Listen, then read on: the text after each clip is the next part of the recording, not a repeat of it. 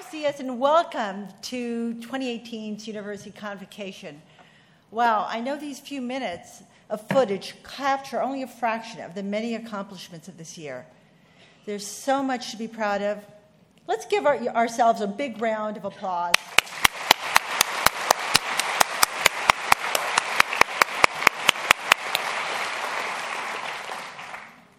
I really am humbled and honored to be here with you today, to share with you what has been happening since I officially assumed my role as the 9th president of the university.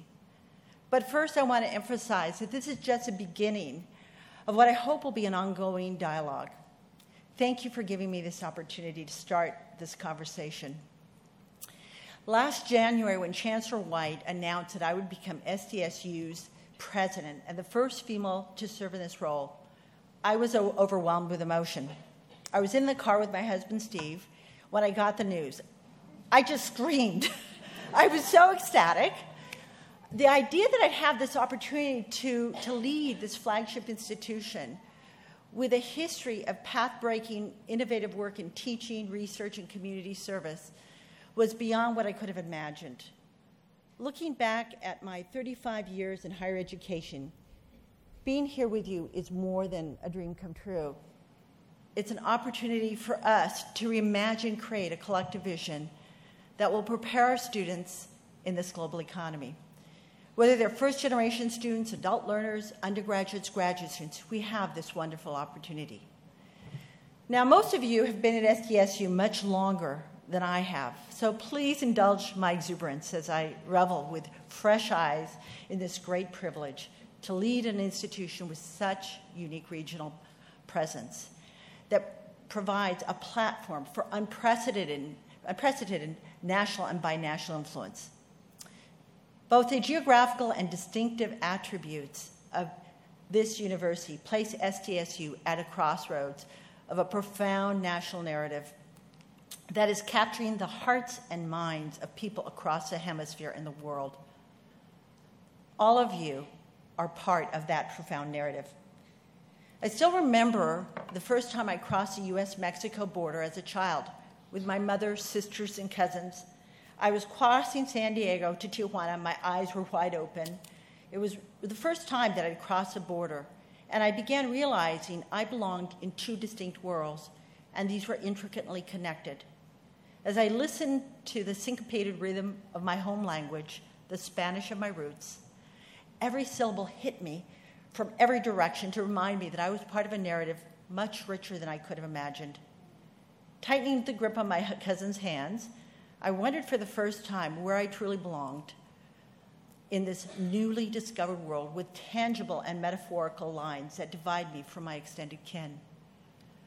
The wonderment is still with me today as I see the relevance of those memories to this time in history for San Diego State University.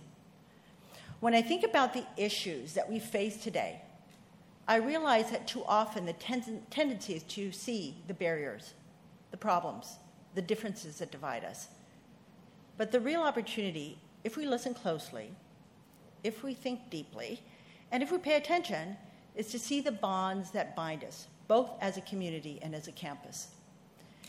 Today, more than ever, SDSU sits at the crossroad where we can build on our legacy, our strength, and a capacity to serve the uniqueness of each student, staff, and faculty member.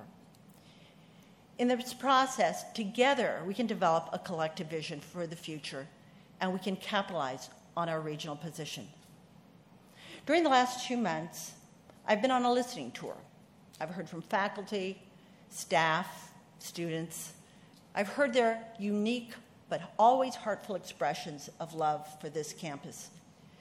In different ways, I've heard faculty and staff say that they want to see a real expression of shared governance marked by transparency and trust.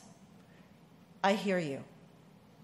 When you say that it's important to honor the knowledge and capacity of our staff, I hear you. When you say that recognizing the accomplishments of our faculty is also important but not enough, I hear you. I hear you when you tell me that SDSU cares about serving this wonderful community and wants to tackle our greatest societal problems like global warming, homelessness, educational and health disparities.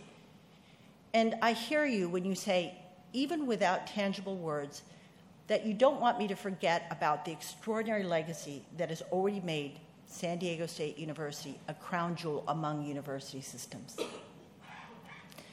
I could speak all day about all I've heard you say, the insights you've shared over hundreds of hours of one-on-one or group meetings.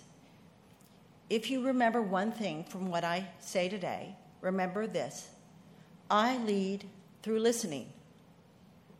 That's why I emphasize again that today is just the beginning of a longer conversation.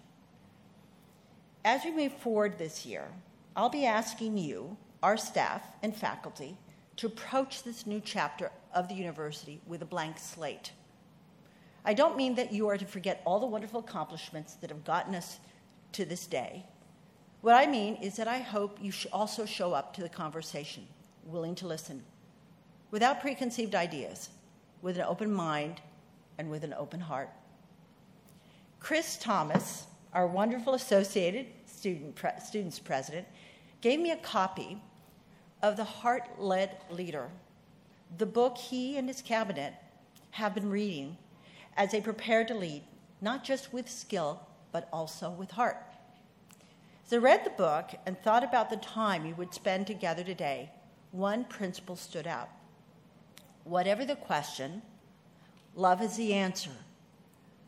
What that idea says to me is that although we all bring diverse perspectives to the work we do, we share one thing in common: love for our students, love for our work, love for our research, love for our institution.